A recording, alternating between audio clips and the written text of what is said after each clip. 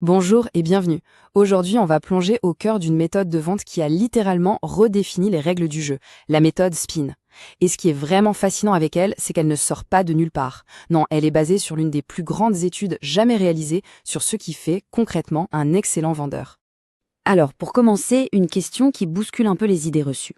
On a longtemps cru que pour vendre, il fallait être un closer, quelqu'un d'agressif qui pousse pour la signature, n'est-ce pas? Eh bien, imaginez une seconde si cette croyance était non seulement fausse, mais qu'en plus elle sabotait activement les ventes les plus importantes. C'est exactement ce mythe qu'on va déconstruire aujourd'hui. D'où vient cette fameuse méthode SPIN? Pas de l'intuition d'un gourou de la vente, non. Elle est le fruit d'une recherche, mais d'une recherche absolument monumentale, menée par un certain Neil Rackham. Son équipe a analysé, tenez-vous bien, 35 000 entretiens de vente. C'est juste énorme. Et c'est ça qui change tout. On ne parle pas d'opinion, on parle de données solides, de preuves.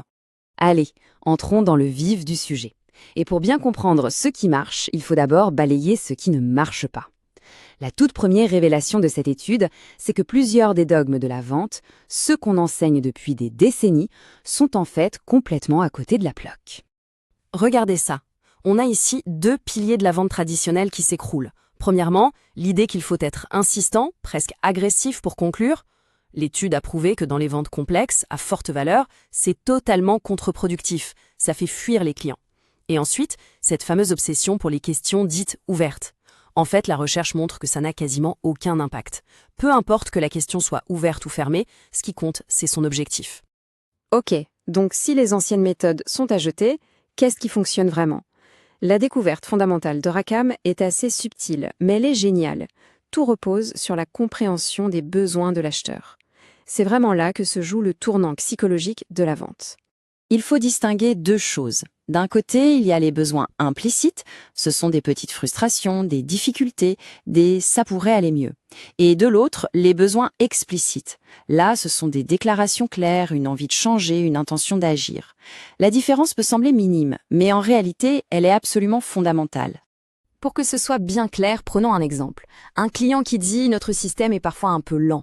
Ça, c'est un besoin implicite. C'est une plainte, oui, mais on peut très bien vivre avec. En revanche, si ce même client dit « nous devons réduire notre temps de traitement de 30%». Ah, là on est sur un besoin explicite, c'est un objectif chiffré, un vrai projet. Eh bien, tout l'art de la méthode SPIN, c'est de guider le client pour qu'il passe de la première phrase à la seconde. C'est à ce moment précis que la vente se gagne. Bon, mais comment on fait pour opérer cette transformation ? C'est là que la magie de l'acronyme SPIN entre en scène. Ce n'est pas juste une liste de questions à réciter bêtement, non, c'est une séquence, une sorte de GPS pour la conversation en 4 étapes bien précises. L'idée, c'est d'amener l'acheteur à découvrir par lui-même pourquoi il a besoin de changer. On commence donc avec le S pour les questions de situation. L'objectif est simple, comprendre le contexte, du genre quel équipement utilisez-vous actuellement ou depuis quand travaillez-vous comme ça? Mais attention, gros piège, aujourd'hui un acheteur s'attend à ce que son interlocuteur ait fait ses devoirs. Poser trop de questions de situation donne l'impression d'être mal préparé. La règle d'or, c'est donc de les utiliser avec parcimonie. Ensuite, on passe au P pour les questions de problème. Là, on change de casquette, on devient un peu détective. On cherche les frustrations, les difficultés, les points de douleur. Par exemple, est-ce que vous êtes satisfait de la fiabilité de votre système? Ou quels sont les inconvénients de votre processus actuel?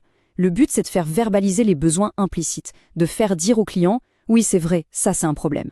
Et on arrive maintenant au I, pour implication. Alors là, attention, c'est le cœur du réacteur SPIN.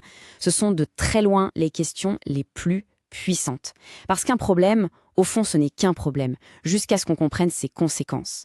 Les questions d'implication, elles, transforment une petite irritation en une véritable douleur business, qui, elle, exige une solution. Ce qui est génial avec ces questions, c'est qu'elles construisent l'urgence. On peut explorer le problème sous différents angles, l'angle financier, bien sûr, quel est le coût de ce problème chaque année, l'angle de la productivité, quel impact ça a sur le moral des équipes, ou même l'angle stratégique, est-ce que ça pourrait à terme affecter votre réputation? On voit bien comment, d'un seul coup, le statu quo devient inacceptable. Et on termine avec le NAY, pour Need Payoff, qu'on pourrait traduire par les questions sur le gain ou le bénéfice. C'est un changement de cap très important. On a exploré la douleur, maintenant on se tourne vers la solution, vers un futur positif. On demande par exemple, si on pouvait régler ce problème, qu'est-ce que ça changerait pour l'équipe? Ou bien, en quoi une solution plus rapide vous aiderait à atteindre vos objectifs? Et c'est là que toute l'élégance de la méthode se révèle. Ce n'est plus le vendeur qui liste les avantages de son produit. Non, c'est le client lui-même qui exprime ce que la solution lui apporterait. Et en faisant ça, il s'en convainc lui-même. C'est une technique psychologique incroyablement puissante pour prévenir les objections. Bon, on a maintenant cette séquence de questions. C'est super, mais comment on l'intègre concrètement dans un entretien de vente ? Parce que poser les bonnes questions, c'est une chose, mais il faut aussi savoir à quel moment précis on doit présenter sa solution. Et surtout, comment le faire ? Une des leçons clés de Rackham, c'est la question du timing. On ne parle de sa solution qu'une fois que le besoin explicite a été clairement formulé par le client, pas avant. Et la manière de le faire est cruciale.